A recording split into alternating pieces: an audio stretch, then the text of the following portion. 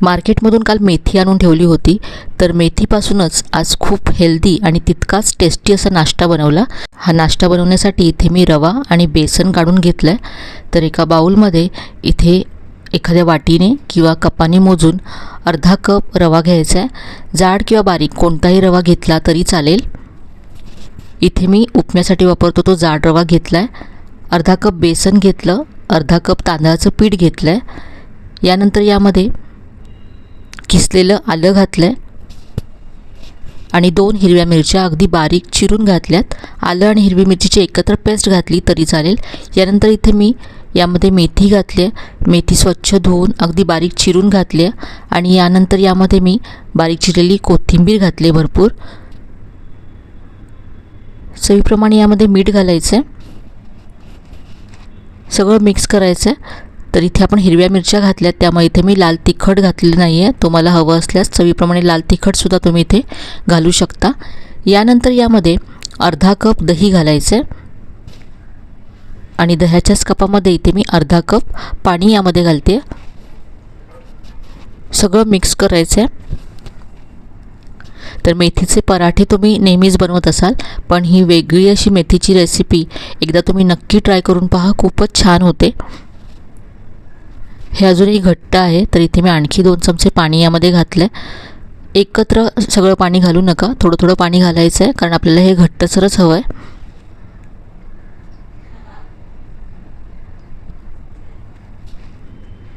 आता हे झाकून 10 मिनटं असंच बाजूला ठेवून देऊया आणि तोपर्यंत यामध्ये घालण्यासाठी एक फोडणी तयार करूया। तर इथे तडका पॅन गरम करत ठेवला आहे। यामध्ये एक मोठा चमचा तेल घातलं। तेल गरम झाल्यानंतर अर्धा चमचा मोहरी घालायची आहे आणि अर्धा चमचा यामध्ये जिरं घातलं आहे। गॅस इथे मी बंद केला आहे, तेल जास्त तापलं होतं म्हणून। बारीक चिरलेला कढीपत्ता घातला, पाव चमचा हिंग घातला आहे। यानंतर अर्धा चमचा सफेद तीळ घातलेत आणि यानंतर यामध्ये मी 2 चमचे शेंगदाण्याचा कूट घातला आहे। शेंगदाणे भाजून थोडेसे जाडसर असे कुटून घेतले होते मी। सगळं छान मिक्स करून घेतलं, तर ही आपली फोडणी तयार झाली आहे। 10 मिनटानंतर या पिठामध्ये ही फोडणी घालायची आहे। फोडणीमुळे ही रेसिपी खूपच खमंग होते।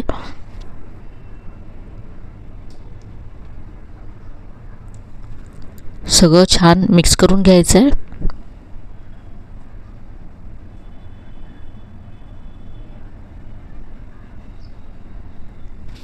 मेथीची भाजी जर मुलं खात नसतील तर ही रेसिपी तुम्ही करून पहा, मुलं नक्की ही रेसिपी अगदी आवडीने खातील, इतकी छान होते ही रेसिपी।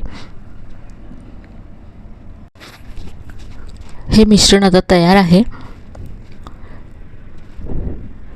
यामध्ये आता अगदी चिमूटभर बेकिंग सोडा घालायचा आहे।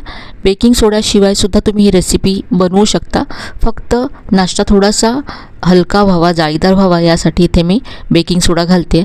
बेकिंग सोड्याशिवाय जर तुम्ही बनवत असाल तर या पिठाचे तुम्ही धिरडीसुद्धा बनवू शकता, खूप छान होतात, कमी तेलामध्ये तयार होतात। इथे तर गॅसवरती मी एक खोलगट अशी कढई ठेवली आहे। यामध्ये 1 चमचा तेल घालायचं आहे, असं पसरवून घालायचं तेल।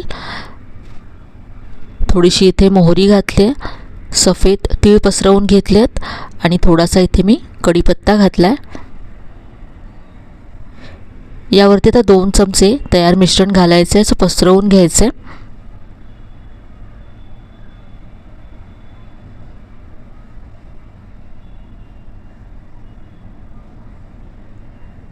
थोडंसं जाडसरच ठेवायचं हे। आता यावरती झाकण ठेवून 2 ते 3 मिनटं एका बाजूने आपण हे भाजून घेऊया। तर इथे पहा 2 मिनटं झालेत, आपण पाहूया।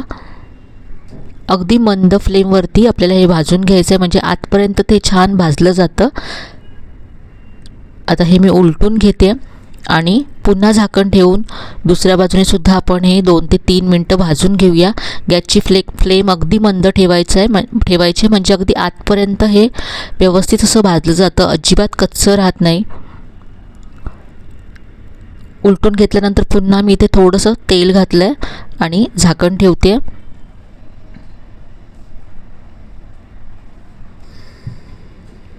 दुसऱ्या बाजूने सुद्धा हे भाजून तयार झालं आहे.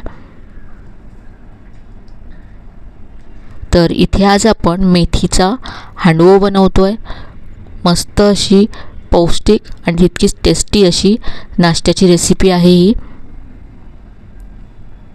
दोन्ही बाजूने भाजून तयार आहे. हांडवोची ही इन्स्टंट रेसिपी आहे म्हणून यामध्ये आपण थोडासा सोडा वापरला. पण तुम्हाला याच हांडवोची अगदी पारंपरिक रेसिपी बनवायची असेल तर तुम्ही डाळ तांदूळ भिजवून फर्मेंट करून त्या पिठापासून सुद्धा अशा पद्धतीने हांडवो तयार करू शकता. इथे मी तुम्हाला इन्स्टंट हांडवोची रेसिपी दाखवली. तर इथे पहा हा नाश्ता तयार झाला आहे. टोमॅटो केचप बरोबर मी इथे सर्व केलं आहे.